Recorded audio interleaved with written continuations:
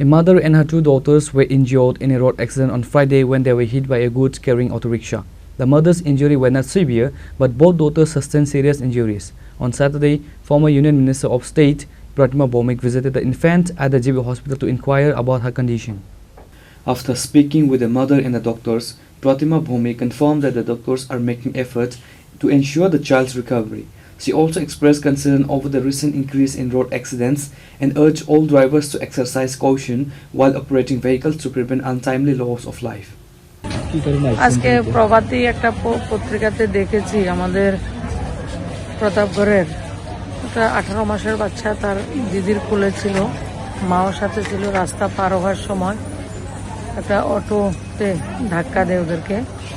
বড় বোনটারও 8টা সেলাই লেগেছে মাথায়। ছোট যে 18 মাসের বাচ্চাটা আনকনসাস অবস্থায় জিবি হসপিটালের যে আমাদের পেডিয়াট্রিক আইসিইউ রয়েছে সেটার মধ্যে রয়েছে। তারা বাবাটা রাজ্যকালে কাজ করেন, মা মানুষের বাড়িতে কাজ করেন। তো এটা শুনে দেখতে এসেছি।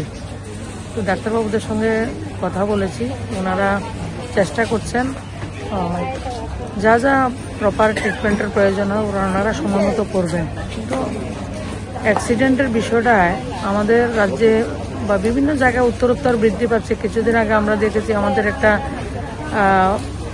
যুবক ডাক্তার যে সপ্তর্ষি দাস, ওনারও বহিরাজ্যে মৃত্যু হয়েছে। কয়েকদিন আগে জুলাইবাড়িতে, বিভিন্ন জায়গায় কিছুদিন আগে চরিলামে। তো আমরা সবাই একটু এদিকে নজর দিন, যারা গাড়ি চালান, মোটরসাইকেল চালান, রাস্তার পথচারী, সবাই একটু সাবধানে থাকলে মনে হয় ভালো হয়। এগুলি খুব অনভিপ্রেত ঘটনা। আজকে 18 মাসের বাচ্চাও সে যে একটা যন্ত্রণা ভোগ করছে এবং মা বাবার সামর্থ্য নেই যে এটাকে বেটার ট্রিটমেন্ট কোনো জায়গাতে করতে পারে।